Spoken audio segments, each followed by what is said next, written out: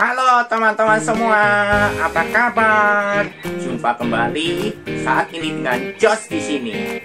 Ya, teman-teman, Jos di sini mau kasih pengumuman buat kita semua. Jos mau kasih pengumuman tentang acara Paskah kita. Acara Paskah kita akan dilakukan secara online lewat channel YouTube.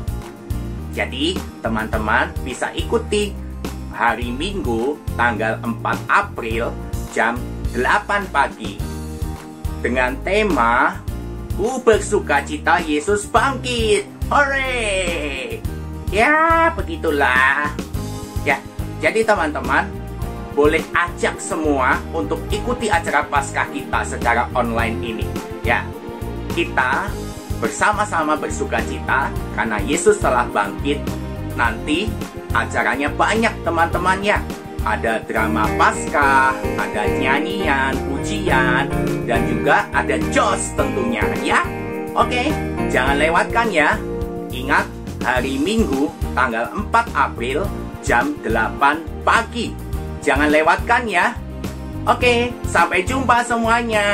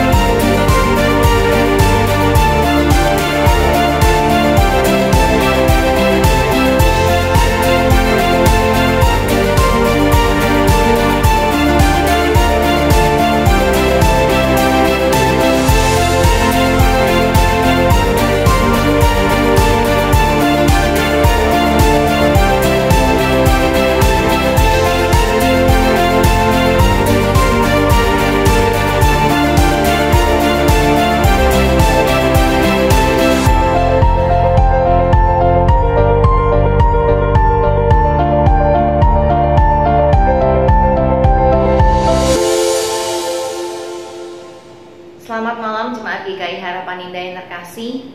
Kiranya kita boleh terus merasakan kasih Kristus yang beserta dengan kita sampai hari ini. Saudara-saudara, malam hari ini rema kita masih dalam rangkaian 7 perkataan Yesus disalib. Dan hari ini kita akan bahas perkataan yang keempat, yaitu Eli Eli lama sabachthani, atau Allahku Allahku mengapa engkau meninggalkan aku. Kita akan baca satu bagian firman Tuhan yang terambil dari Matius pasal yang ke-27 ayat yang ke-46. Akan saya bacakan bagi kita. Matius 27 ayat yang ke-46. Kira-kira jam 3 berserulah Yesus dengan suara nyaring, Eli Eli lama sabachthani, artinya Allahku Allahku mengapa engkau meninggalkan aku. Saudara, ini adalah jeritan kepedihan Yesus ketika dia disalib. Dalam 7 perkataan yang ada, hanya satu ini Yesus mengeluarkan keluhan yang luar biasa ketika dia ada di puncak daripada penderitaannya. Saudara, yang paling ditakutkan Yesus, penderitaan yang paling berat bagi Yesus bukan sekedar penderitaan fisik. Dia tidak mengeluh ketika dia dicambuk, dia tidak mengeluh ketika dia dipakaikan mahkota duri, dia tidak mengeluh ketika tangan dan kakinya dipaku serta digantung di kayu salib yang kasar. Dia bahkan tidak mengeluh ketika para murid meninggalkannya. Dia tidak mengeluh ketika ada murid yang mengkhianati dia. Dia tidak mengeluh ketika penjahat-penjahat itu mengolok-olok dia. Tapi satu-satunya keluhan yang sangat menyayat hati keluar di perkataan yang keempat ini adalah ketika Yesus mengalami penderitaan puncak yang luar biasa. yaitu ketika dia ditinggalkan oleh Allah, keterpisahan dengan Allah. Ini adalah maut yang sesungguhnya yang paling mengerikan bagi Yesus. Bukan maut kematian fisik yang mengerikan, tapi maut keterpisahan dari Allah, maut spiritual, kan harus terpisah dengan Allah. Yesus yang adalah Allah, Yesus yang begitu intim dengan Bapaknya, tapi karena hari itu dia menanggung seluruh kutuk hukuman dosa manusia. Allah yang kudus tidak bisa bersatu dengan dosa. Oleh karena itu hari itu Kristus merasakan hukuman dosa yang luar biasa, puncak daripada segala penderitaannya, yaitu ketika dia dianggap menjadi dosa, menanggung seluruh hukuman dosa manusia dan tidak bisa bersatu dengan Allah, dengan Bapaknya, keterpisahan dengan Bapaknya. Itu adalah penderitaan yang luar biasa yang Yesus rasakan, sehingga dia boleh menjeritkan satu keluhan yang sangat menyayat hati ini. Eli, Eli, mengapa engkau meninggalkan aku? Eli, Eli, lama sabachthani. Satu jeritan hati yang begitu pedih karena dia harus menanggung hukuman dosa manusia. Saudara-saudara, harusnya engkau dan saya yang menanggung hukuman dosa itu. Harusnya engkau dan saya yang dicampakkan oleh Allah, ditinggalkan oleh Allah karena kita berdosa dan harus menerima murka Allah. Tapi hari itu Kristus mengambil tempat kita, menggantikan kita untuk menanggung seluruh hukuman dosa manusia, untuk menanggung murka Allah. Oleh karena itu saudara, ketika kita membaca firman Tuhan ini, ketika kita mengingat perkataan keempat ini, satu hal yang harus kita ingat, Yesus mengalami penderitaan yang sangat luar biasa, yang tidak ada seorang pun yang sanggup menahannya. Semenderita-menderitanya kita di dunia ini tidak akan semengerikan kematian kekal, keterpisahan dengan Sang Pencipta. Itu jauh lebih mengerikan dan menyakitkan bagi manusia. Menanggung seluruh murka Allah atas dosa manusia, itu satu penderitaan yang benar-benar sangat mengerikan sekali.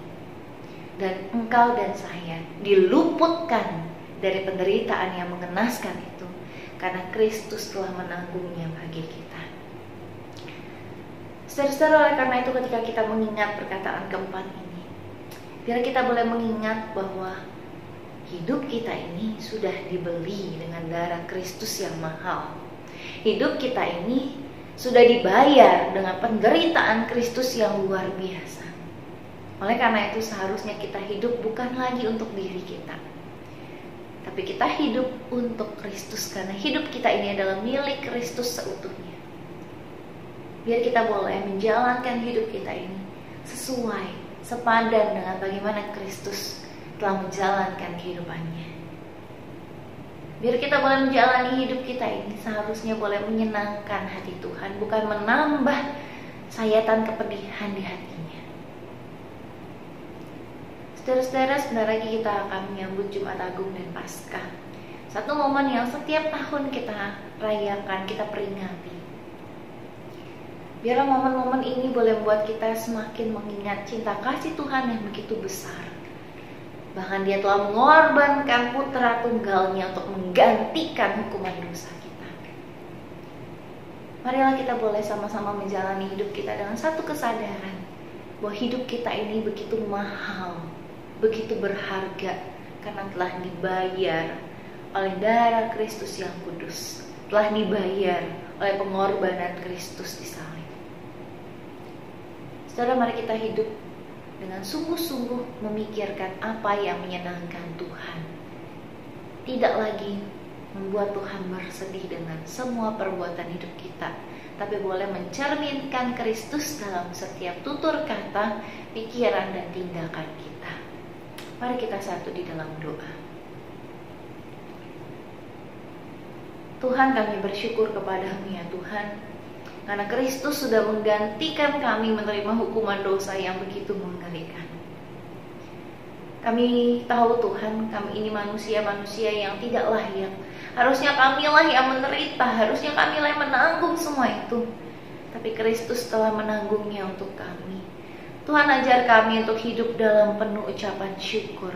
Kami hidup oleh anugerah Tuhan, dan kami rindu hidup kami yang karena anugerah ini boleh sungguh menjalankan kehidupan yang sepadan dengan Kristus, yang menyenangkan hati Tuhan, yang mencerminkan Kristus dalam setiap tingkah laku dalam hidup kami. Ampuni kami Tuhan, jikalau kami seringkali masih mencari kesenangan kami sendiri, masih memikirkan diri kami sendiri, masih mencari kenyamanan kami sendiri. Ampuni kami Tuhan, jikalau kami seringkali malu untuk berkata-kata tentang Kristus, jikalau mulut kami seringkali keluh untuk memberitakan Injil. Ampuni kami Tuhan. Tuhan, biarlah di momen menjelang Jumat Agung dan Paskah ini, kami boleh kembali diingatkan, kami boleh kembali ditegur oleh Tuhan untuk sungguh-sungguh menjalani hidup kami yang sesuai dengan kehendak Tuhan, yang mencerminkan Kristus. Untuk kami boleh sadar bahwa hidup kami ini bukan milik kami sendiri, tapi milik Kristus yang telah membayarnya dengan lunas. Tolong kami ya Bapa, agar mulut kami, pikiran kami, tingkah laku kami boleh tidak malu-malu mencerminkan tentang Kristus, boleh sungguh memberitakan Kristus dimanapun kami berada. Terima kasih ya Tuhan, di dalam nama Tuhan Yesus Kristus kami berdoa. Amin.